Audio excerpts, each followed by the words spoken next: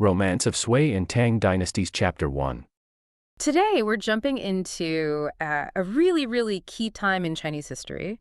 Romance of the Sui and Tang Dynasties, Chapter 1. That's right. We're looking at that huge shift, from a totally broken up country to this unified powerhouse. Yeah. And our mission, really, is to pull out the surprising bits, the big decisions that shaped everything.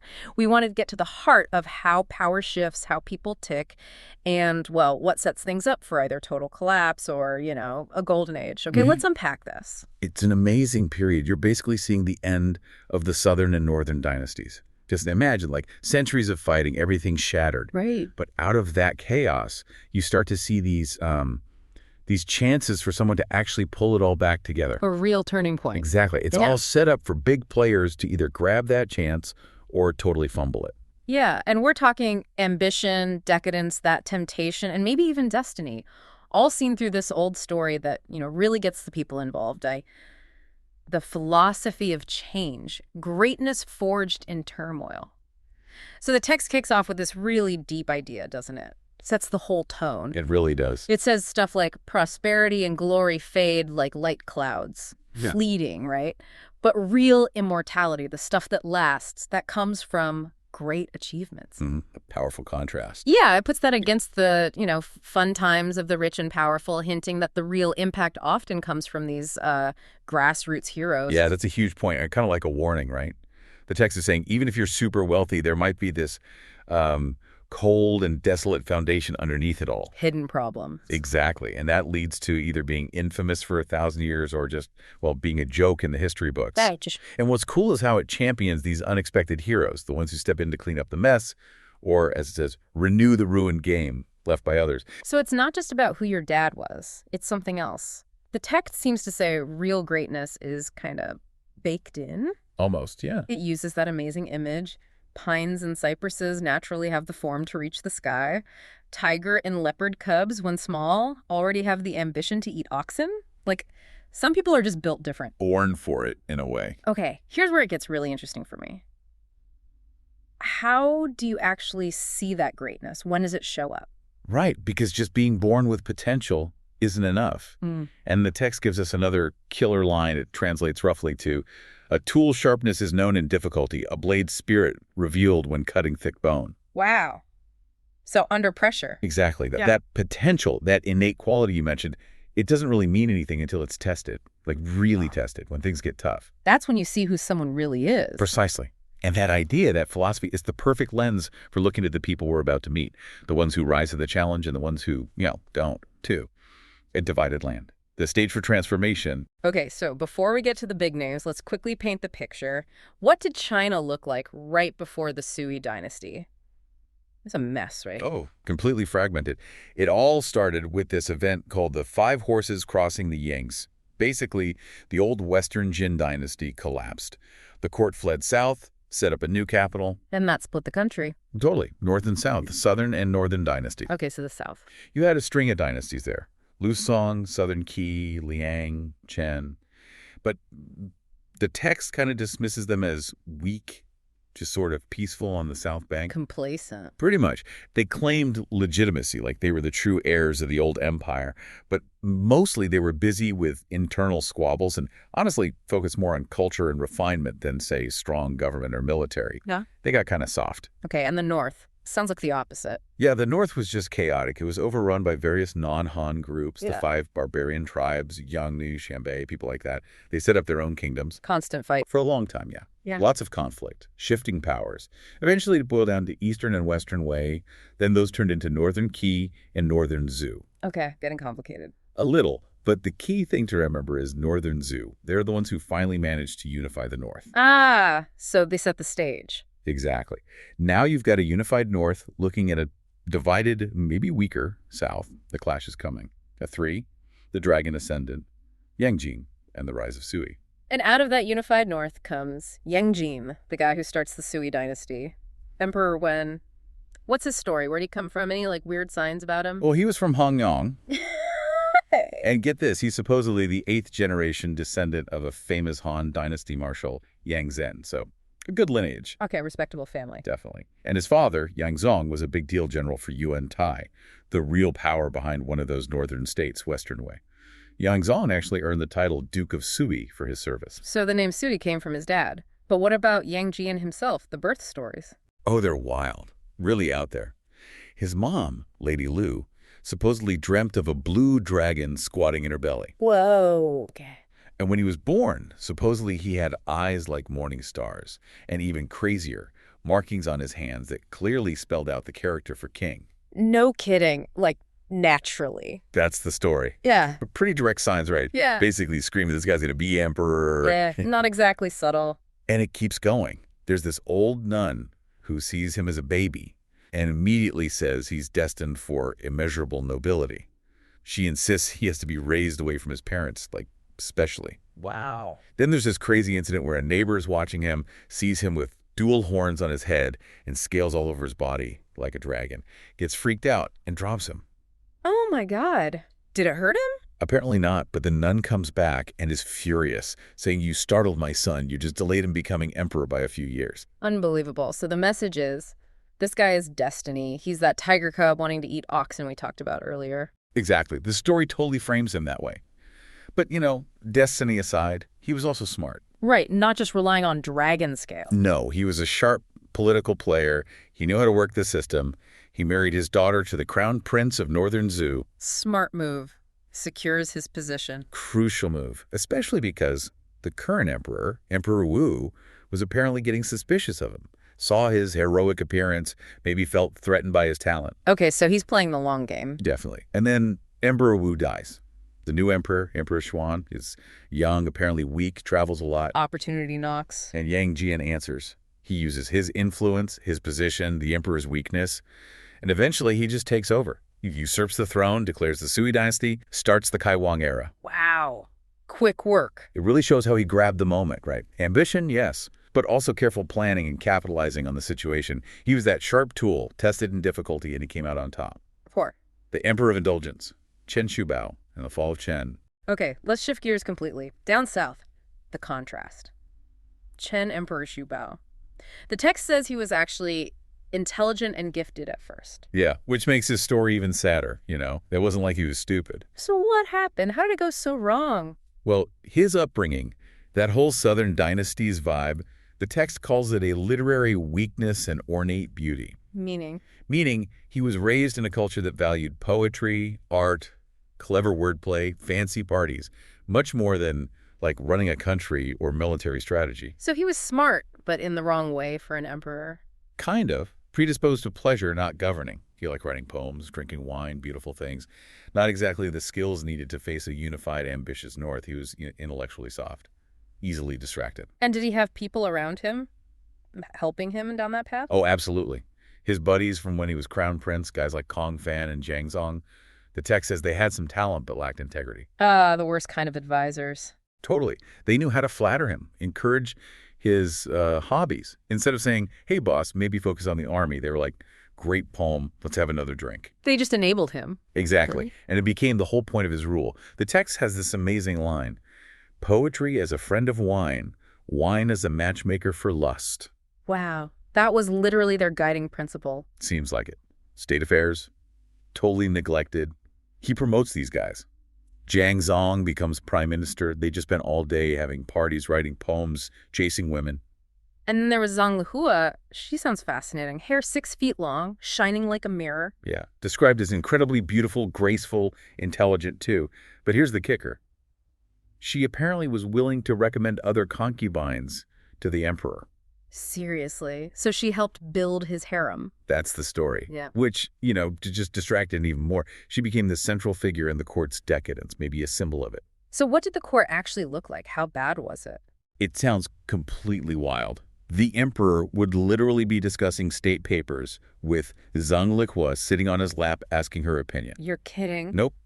Meanwhile, you've got eunuchs and these powerful ministers like Kong Fan, who is also related to one of the emperor's consorts, by the way, just running wild, corruption everywhere. So they were the real power. Pretty much. Yeah. The text even says only Kong and Zhang were known, not the Chen emperor. He'd become irrelevant in his own government, lost in pleasure. That cold and desolate foundation was rotting everything from within. And the money for all this partying, where did it come from? From the people, of course. Corrupt officials like Shi Wenqing, Shen Qiqing, others, they squeezed the population dry to build these unbelievably extravagant pavilions. Linchen, Jiki, Wangxian. How extravagant are we talking? Huge. The text says dozens of zang high. A zang is like 10 feet, so massive buildings, made of precious sandalwood, inlaid with gold, jade, pearls, pearl curtains, treasure beds. Just unbelievable. And gardens to match. Artificial mountains meant to look like the mythical Penglai Isle, water features, rare plants. It was fantasy land built on exploitation. While the country crumbled. Exactly. Daily feasts, poetry contests constantly, thousands of palace women singing all night. They literally burned oil through the night for these endless parties. It's disgusting, really. The text doesn't hold back. It says, tens of millions spent for momentary pleasure. Cups float with the fat of the people. Banquets arranged with the flesh of the commoners. Chilling. And then the final verdict. Palace rejoiced, villages withered. It starkly shows you the cost, right? What happens when leaders prioritize their own short-term pleasure over everything else? It's ruinous. The inevitable clash. Diligence versus decadence.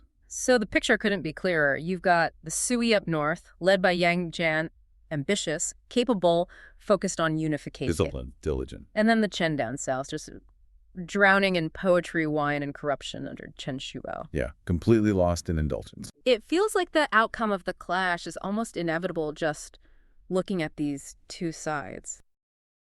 So the Sui emperor decides, right, it's time to conquer the Chen dynasty down south. It's a huge decision. Massive undertaking. Huge political implications. Massive resources needed. But then the person who steps up to lead this isn't necessarily the most obvious choice. It's the Prince of Jin, Guang. Why was he so keen? He was the emperor's second son, right? Exactly. Yeah. And that's the key. His official reason. Oh, the Chen emperor Chen Shubao was incompetent, without the way, oppressing his people, so it would be an easy win if they acted fast. Standard justification. But you're saying there's more to it? Oh, absolutely. Beneath that layer, it was pure personal ambition. He was the second son, competing directly with his older brother, Crown Prince Yang. Leading this invasion wasn't just duty. It was a strategic move. The calculated masterstroke, really.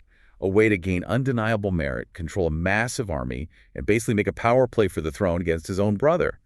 It shows how personal ambition can drive huge historical events, even when masked by official justifications. And this ambition, it connects back to something really captivating from his birth, doesn't it? This incredible dream his mother, Empress Dugu, supposedly had. Oh, yes, the dream. Yeah. It's a fascinating piece of the story. She reportedly saw this bright red light filling the room, heard a sound like thunder, and then, get this, a gold dragon flew out from her body. Wow. It grew massive, apparently stretching over 10 miles, circling with claws and teeth flashing. But then, a sudden wind. The dragon just plummets, crashes to the ground, thrashes its tail, and then shrinks down into a mouse.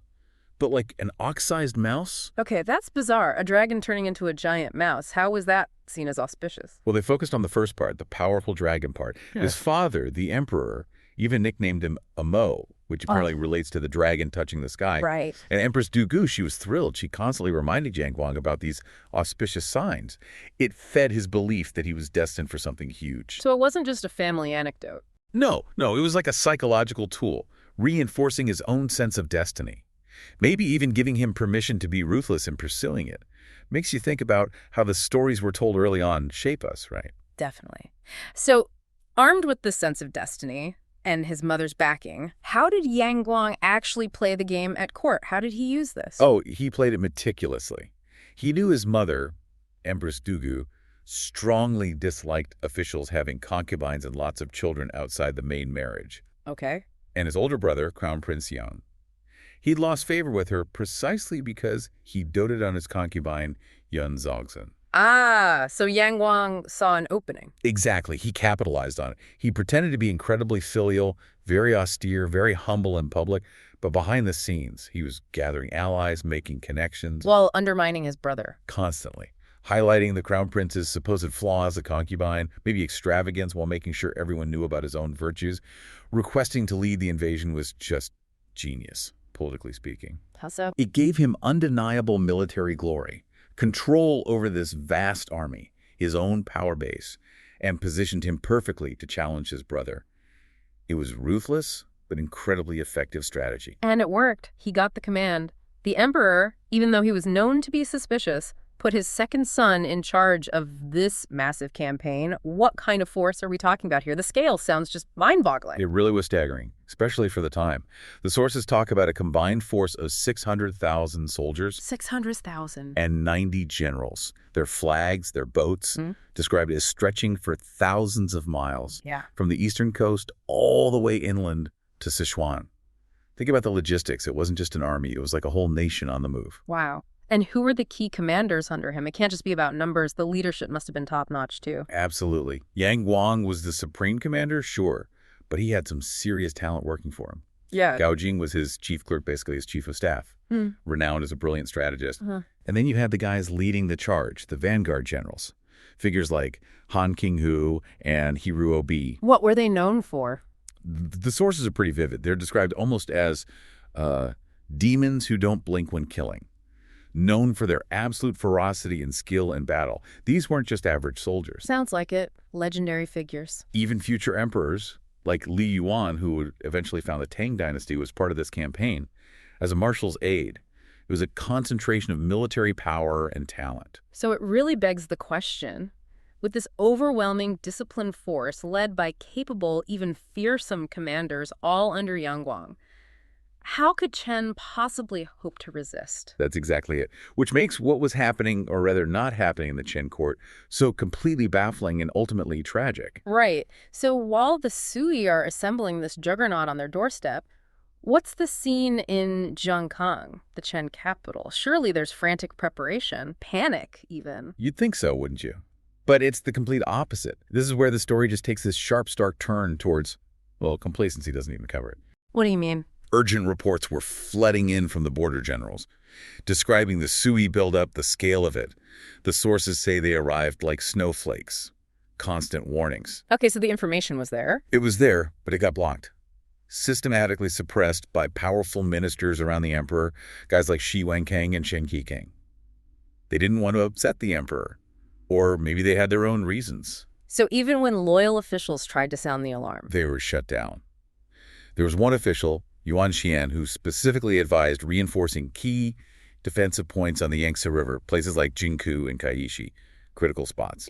His advice was ignored, actively blocked by others at court. It's not just negligence, it's this act of denial, this almost willful blindness fueled by flattery and corruption, a fatal combination.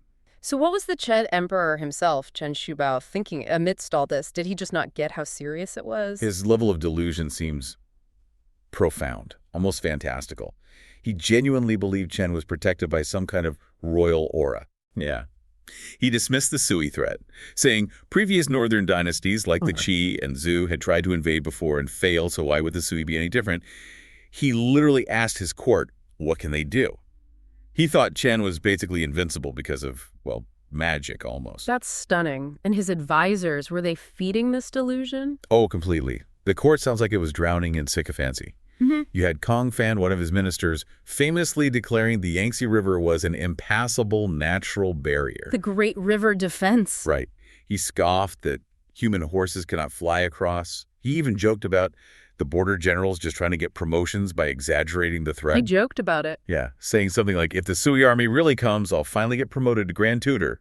Another minister added that the cold weather would freeze the Sui soldiers solid anyway. And the emperor's reaction? He just laughed it off, completely dismissed the genuine, urgent warnings from officials like Yuan Zhan, called them overreactions. So it paints this picture, a court just choosing denial, literally drinking wine and playing music just as before, as the sources say. Exactly. While this massive storm is gathering right on their border, it's like a textbook case of groupthink, isn't it? Everyone reinforcing the comfortable fantasy, right up until the moment disaster strikes. And strike it did. The sources pinpoint it. New Year's Day, the second year of the Zenming era, the invasion begins. Where was the Chen emperor at this critical moment? You won't believe it. He was fast asleep, slept right through till dusk. Why? He'd been up all night, indulging in heavy drinking and partying for New Year's, completely oblivious. So while he's sleeping it off, General Hiruobi's Sui forces were silently crossing the Yangtze from Guangling, and General Han Qinghu led 500 elite troops in a swift attack on Kaixi, securing those vital crossing points. The surprise was total. Devastating. what was the immediate Chen response? Did anyone even try to mount a defense when they realized what was happening? It was just chaos. There was one general, Xu Zijin, who tried to rally his troops. But it was New Year's Day. They were all drunk, too. The source says, not one able to wield a spear or club. He basically had to abandon them and flee alone to the palace to sound the alarm. And when he gets there, finds the emperor. He finds the emperor still drunk from the night before. And incredibly, Chen Shubao just waved him off, saying they'd discuss it tomorrow. Tomorrow, the enemy is crossing the river. That's just a complete failure of leadership. Were there no capable generals left at all? Anyone whose advice might have mattered? There were still competent commanders, yes. But their advice was fatally ignored. General Zhao Mohe, known as a fierce fighter, proposed a bold counterattack, hit Hiruobi's forces at a place called Zongshan before they could get fully organized. Sounds plausible. And another general, Rin Zong, suggested using Chen's remaining elite troops and powerful warships to cut off the Sui army's retreat across the river. Both were described as ingenious strategies. But the emperor Rejected both. Wouldn't listen. So when the main battle happened a few days later, on the 8th day, it was a disaster. Only one general, Luke Wanda, seemed to have put up a real fight, reportedly killing hundreds of Sui soldiers before being overwhelmed. What about the others? Kong Fan's troops, the guy who joked about getting promoted, they apparently fled almost immediately. Xiao Mohe, the capable general, captured. And Ren Zong, the one with the plan to cut off the retreat. He fled the battle too, but then get this, the emperor still gave him gold and silver, telling him to go raise new troops. Seriously? After he ran away? Yep. But Ren Zong didn't get very far. He immediately ran into the Sui general Han Qinghu, who surrendered on the spot and then turned around and led the Sui forces right into the capital city, Jiankang. Wow. That's betrayal on top of incompetence. The speed of this collapse is just breathtaking and so utterly shameful. It really is. Just a complete implosion. So the Sui army, the Northern Army, they're in the city. The capital has fallen. What happens to Emperor Chen Shubao now? Does he finally find an ounce of dignity? Face his conquerors? Dignity. Not even close. The moment he heard the northern soldiers were actually inside the city walls, he literally jumped from his throne and fled. Just ran. Yep. That loyal official, Yuan Xin, the one who tried to warn him earlier, he actually tried to physically stop him, grabbed onto him, pleaded with him. What did he say? Something like, "Your Majesty is respected. Put on your proper robes. Sit in the main hall. Meet them with dignity. They surely won't harm you." Basic advice for a captured monarch. And the emperor's response? His only response was panic. "The soldiers are coming. This is not the place." And he struggled free from Yuan Qian and just bolted. Where did he run? This is sounding less like history and more like, I don't know, a dark comedy. It really does veer into the absurd. He rushed into the back palace, found his two absolute favorite concubines, Concubine Zhang and Concubine Kong, grabbed one in each hand apparently, and declared, "The northern soldiers are here. We have to hide together. We can't be separated." And the three of them just ran off frantically. Looking for a hiding place. Exactly.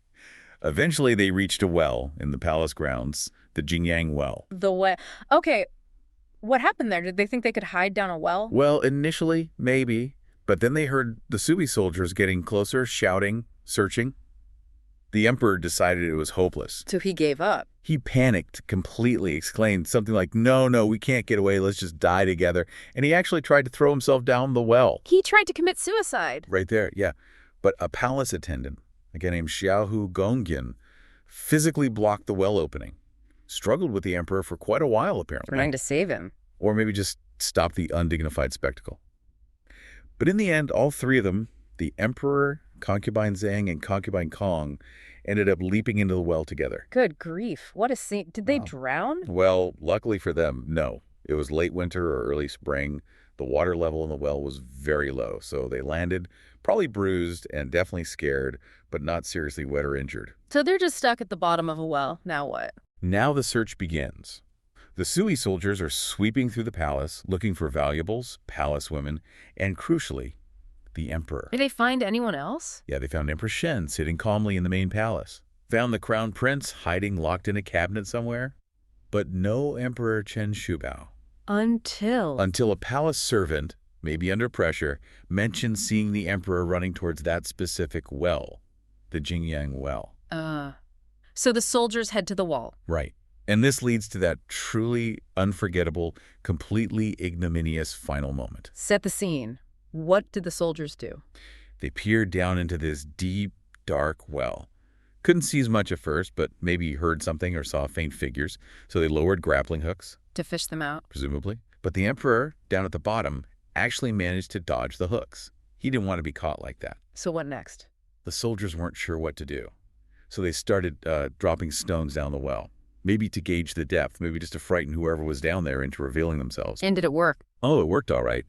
As the stones splashed near him, the emperor completely panicked again and yelled up from the bottom of the well. What did he shout? Something like, "Don't hit me. Stop throwing stones. Quickly, throw down a rope and pull me out."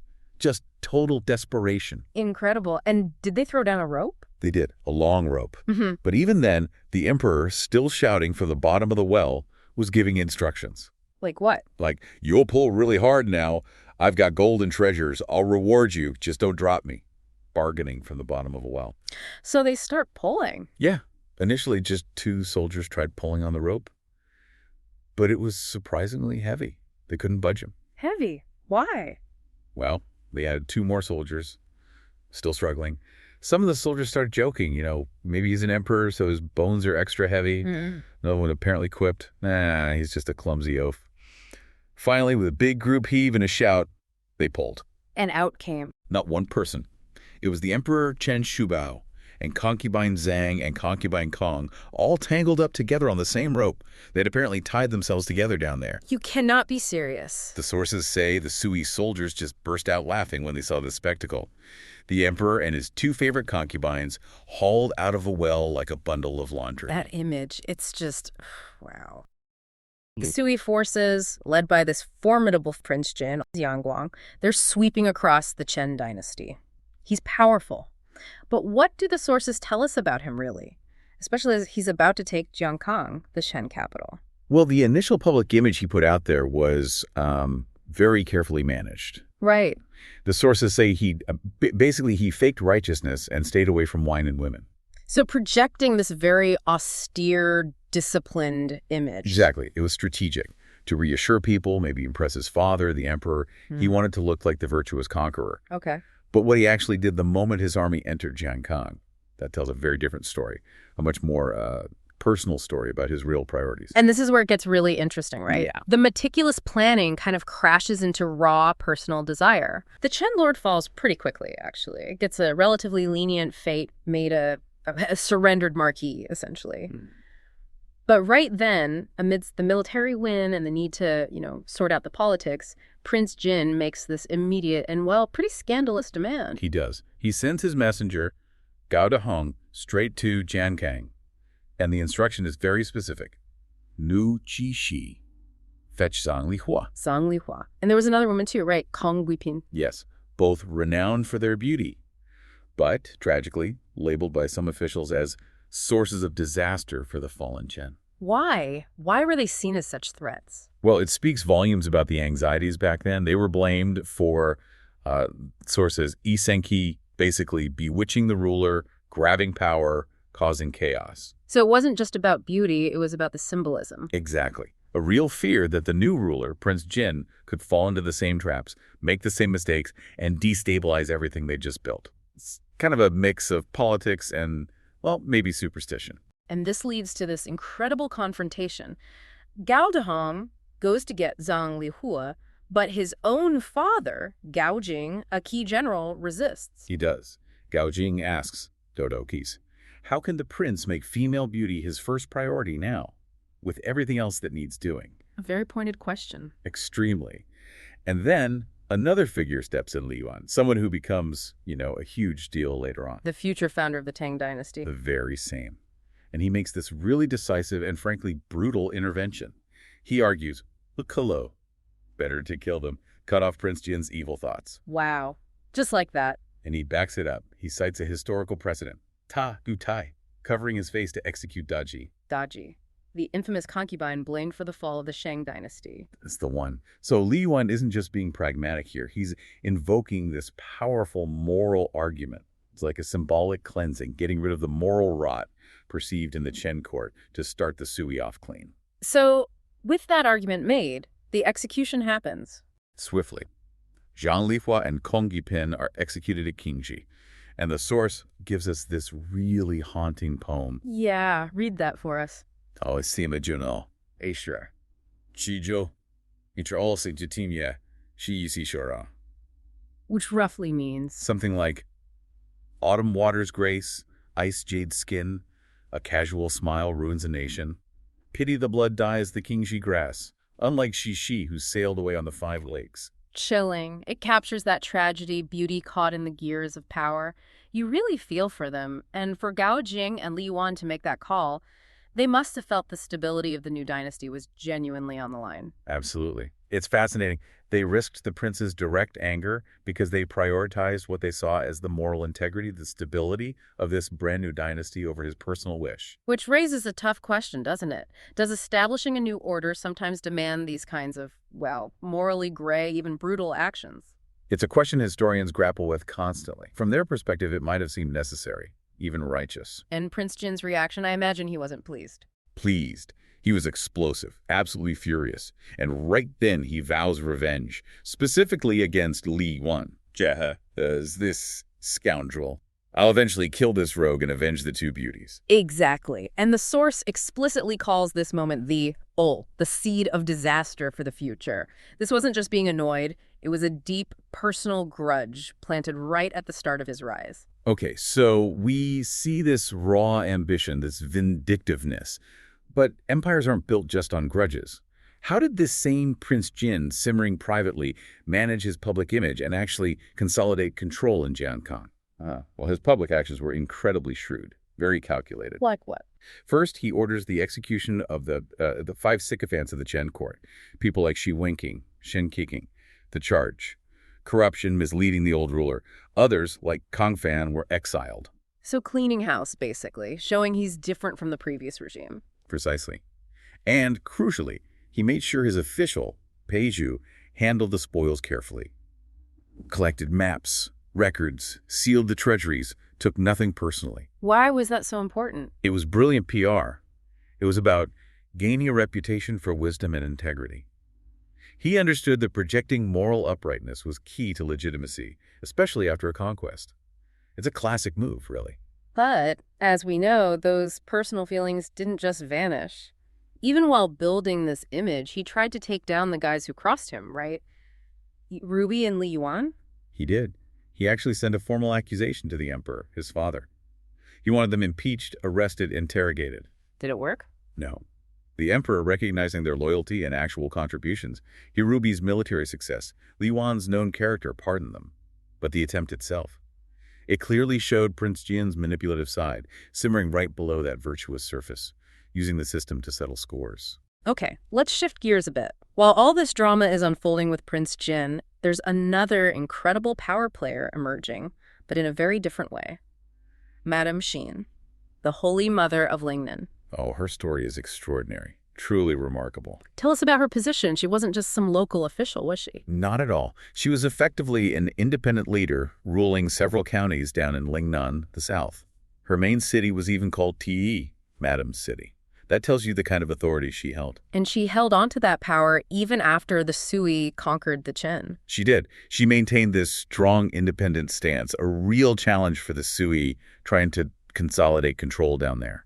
So how did Prince Jin handle that more military action? Actually, no. Yeah. He used a really clever psychological approach. He got the captured Chen lord, the guy they'd just overthrown, to write a personal letter to Madame Xin, urging her to submit to the Sui. Using her former ruler against her. That's smart.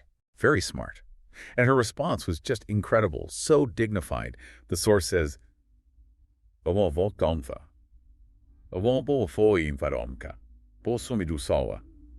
Tu selo foso kosha, mosiasiu foson kusha. Guido da herori adit. Disho how like you count it. Jiji so 6 sasan.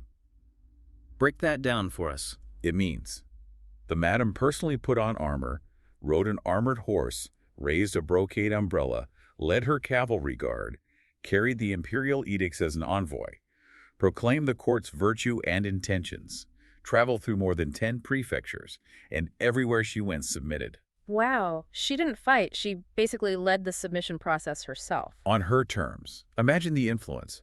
She personally brought, the text says, 30 prefectures, 100 commanderies, 400 counties into the Sui fold, single-handedly. That's astounding. And she was rewarded for this. Oh yes, greatly honored, named and celebrated as Taliaferine, the foremost female general, ancient and modern. What does her story tell us in the bigger picture? It shows strategic submission as a really potent form of power. She preserved her people, kept her influence, negotiated from strength, all without bloodshed. It was a masterclass in soft power, really. So, conquest complete, power consolidating, the victors return to the capital, Chang'an, time for rewards. But, as we've seen, things aren't always fair when personal feelings are involved. Definitely not. Some got major rewards. Yeah. Yang Su became Duke of Yu. Yi Rubi, despite Prince Jin's earlier plotting, became Duke of Song. Gao Jing, Duke of Qi. Big honors. Reflecting their contributions. Right. But then you have someone like Han Qin-hu. He got nothing. Why? The source says it was foreseen, letting his soldiers loot and defile the Chen Palace. A clear message about discipline. Okay, so merit and conduct mattered, usually. But then we come back to Li Juan. Huge role in the conquest. Stood up to the prince. What did he get? His reward was almost insultingly small. Tijipu, Vice Minister of the Imperial Guard. Paltry. And the reason. The source is blunt. Zoa Kidikuit. Prince Jin was angry with him, didn't credit his achievements, impeached him instead, so his reward was extremely meager. So that grudge from the execution of Zhang Lihua, it directly impacted his career, his reward. Unequivocally. It shows the long shadow of that personal conflict. Even the emperor's awareness of Li Yuan's merit couldn't completely shield him from the prince's lingering resentment, and everyone at court would have noticed. So where does this leave us? Prince Jin's power and reputation are clearly growing. Shenjek. Right. Authority and reputation increasing daily. He's definitely consolidating power, and the source shows his ambition deepening. He starts recruiting Yoron's men known for extraordinary strategies and secret plots. Think advisors, strategists, maybe spies. Building his own power base within the court. Exactly. And he has powerful backers. Empress Dugu, his mother, and the influential courtier Yuan Shu. They saw him as the better bet, perhaps, than the crown prince. And there's another poem associated with this, isn't there? Yes, an ominous one. Yo Yel Yu, Chain Ti, Tuayin, Xiao Yu, Banjiang. These catches like a legendary advisors, 4 sages, helping him gain power, wings complete. A heroic heart won't stay just a minister. And the last lines evoke a famous story of fraternal strife beans crying in the pot while the beanstalk, their brother, fuels the fire. It clearly foreshadows his Duyon ambitions beyond his station, likely aiming for the throne itself. So the personal grudge against Li Yuan mixed with this soaring ambition, it's setting the stage for future conflict. Absolutely. It raises that question. How much did that early, very personal clash over Zhang Liwa, combined with Prince Jin's ruthless drive and powerful allies, ultimately steer the course of the Sui dynasty and seal the fates of people like Li Yuan?